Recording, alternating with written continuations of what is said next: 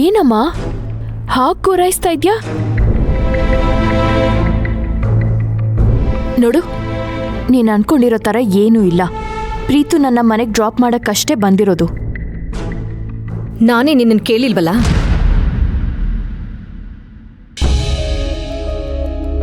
ಅಮ್ಮ, ಪ್ರೀತಮ್ ಹೊಸ ವೆಂಚರಲ್ಲಿ ನಾನು ಜಾಯ್ನ್ ಆಗ್ತಾ ಇದ್ದೀನಿ. ಆ ಬಿಸ್ನೆಸ್ಸಲ್ಲಿ ನಾನು ಇನ್ವಾಲ್ವ್ ಆಗಬೇಕು ಅಂದರೆ ನನಗೂ ಸ್ವಲ್ಪ ಇನ್ಫಾರ್ಮೇಷನ್ಸ್ ಬೇಕಲ್ವಾ? ಆಗಲೇ ತಾನೇ ನಾನು ಅವನ ಜೊತೆ ಕೆಲಸ ಮಾಡೋದಕ್ಕಾಗೋದು. ಈಗ ನಿನ್ಗಾಗಲೇ ಬೇಕಾದಷ್ಟು ಜವಾಬ್ದಾರಿ ಇದೆಯಲ್ಲಮ್ಮ. ಇದು ಬೇರೆನಾ? ಆಗತ್ತಾ ನಿನ್ನ ಕೈಲಿ?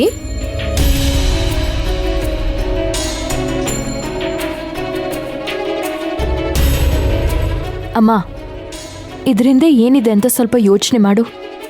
ಇವತ್ತು ಡಿನ್ನರು, ಮೀಟಿಂಗು ಇದೆಲ್ಲ ರಾಮ್ ಸರ್ ಮನೆಯಲ್ಲಿ ಯಾಕಾಯ್ತು ಅಂತ ನಿನಗೆ ಗೊತ್ತಾ? ಅದು ನಿನಗಾಗಿ. ನೀನ್ GM ಆದ್ಮೇಲೆ ರಾಮ್ ಸರ್ಗೆ ಯಾವ ಪಾರ್ಟಿನೂ ಕೊಟ್ಟಿರ್ಲಿಲ್ಲ.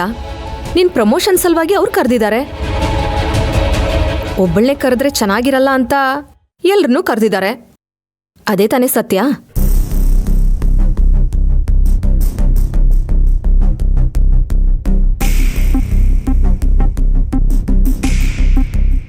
ಯಾಕೆ?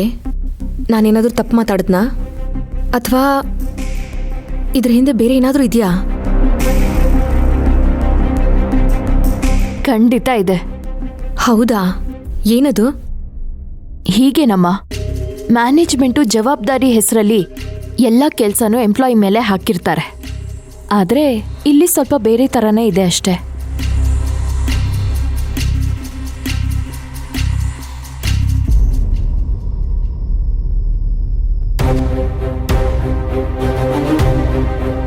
ಇದೆಲ್ಲ ನನಗಷ್ಟು ಅರ್ಥ ಆಗಲ್ಲ ಕಣೆ. ನೋಡಮ್ಮ, ರಾಮ್ ಸರು ಕಂಪನಿನಲ್ಲಿ ಎಲ್ಲ ಎಂಪ್ಲಾಯೀಸ್ಗಿಂತ ನನ್ನನ್ನು ಸ್ವಲ್ಪ ಜಾಸ್ತಿ ನಂಬ್ತಾರೆ ಅನ್ನೋದ್ರಲ್ಲಿ ಯಾವ ಅನುಮಾನನೂ ಇಲ್ಲ. ಆದರೆ ಈಗ ಪ್ರೀತು ವೆಂಚರಲ್ಲಿ ನಾನು ವರ್ಕ್ ಮಾಡಬೇಕು ಅನ್ನೋದು ಬರೀ ರಾಮ್ ಸರ್ ಐಡಿಯಾ ಮಾತ್ರ ಅಲ್ಲ.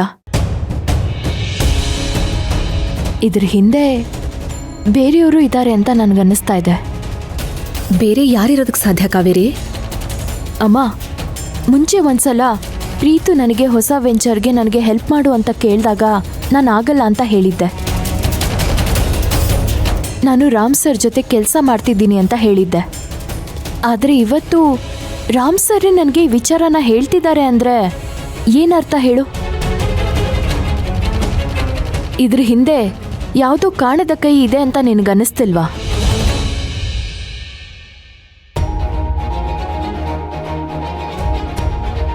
ಅದಕ್ಕೆ ನನಗ್ಯಾಕೋ ಇದು ಬರೀ ಬಿಸ್ನೆಸ್ ವಿಚಾರ ಅಂತ ಅನ್ನಿಸ್ತಾ ಇಲ್ಲ.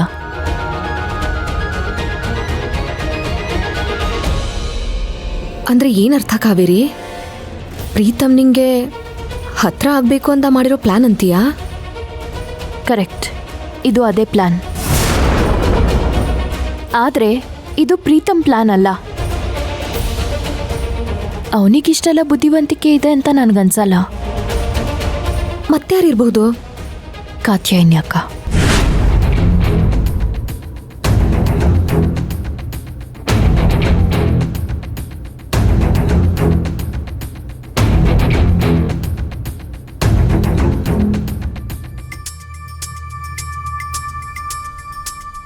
ಹೌದಮ್ಮ, ನನಗೆ ಯಾಕೋ ಇದೆಲ್ಲ ಕಾತ್ಯಾಯಿನಿ ಅವ್ರ ಐಡಿಯಾ ಅಂತಾನೆ ಅನ್ನಿಸ್ತಾ ಇದೆ.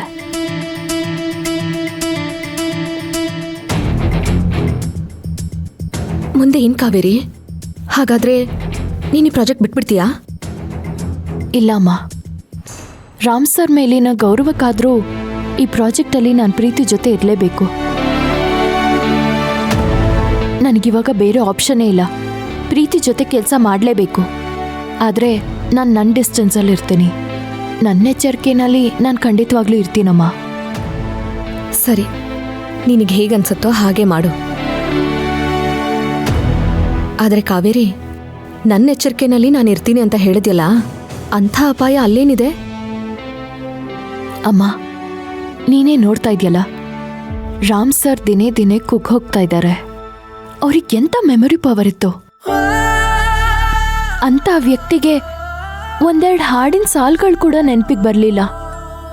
ಯಾಕೋ ತುಂಬ ರೆಸ್ಟ್ಲೆಸ್ ಆಗಿದ್ದಾರೆ. ಅವತ್ತು ನೋಡಿದ್ರೆ ಇನ್ನೇನು ಹೋಮದ ಕೊಂಡದಲ್ಲಿ ಬಿದ್ದೇ ಹೋಗ್ಬಿಡ್ತಾ ಇದ್ರು. ಇಂಥ ಸ್ಥಿತಿಯಲ್ಲಿ ನಾನು ಯಾವತ್ತೂ ಅವ್ರನ್ನ ನೋಡೇ ಇಲ್ಲಮ್ಮ.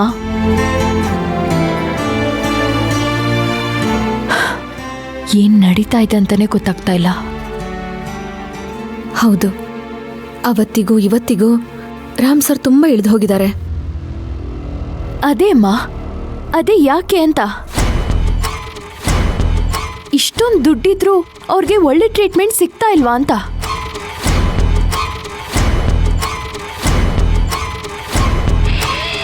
ಏನ್ ನಡೀತಾ ಇದೆ ಅಂತಾನೆ ಗೊತ್ತಾಗ್ತಾ ಇಲ್ಲ.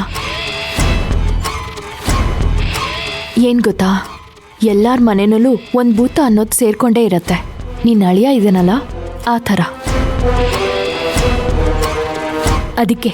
ಅದಕ್ಕೆ ಹೇಳಿದ್ದು ನಮ್ಮ ಹುಷಾರಲ್ಲಿ ನಾವಿರ್ಬೇಕು ಅಂತ. ಕಾವೇರಿ, ಏನ್ ಹೇಳ್ತಿದೀಯಾ ನೀನಲ್ಲೂ? ಅಮ್ಮ, ನೀನೇನು ಯೋಚನೆ ಮಾಡಬೇಡ, ನಾನು ಎಲ್ಲ ಮ್ಯಾನೇಜ್ ಮಾಡ್ತೀನಿ, ಸರಿನಾ?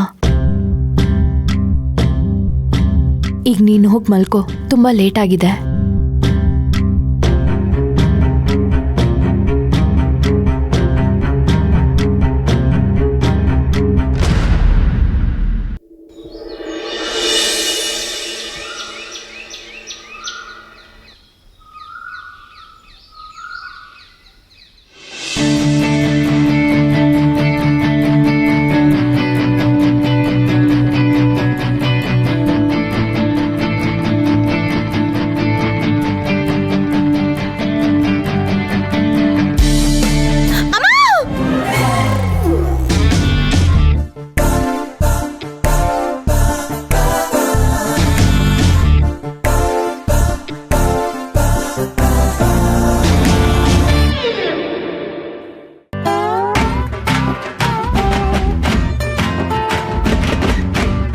ಆದಿತ್ಯ, ಏನಿದೆ ನಿಮ್ಮ ಅವಸ್ಥೆ?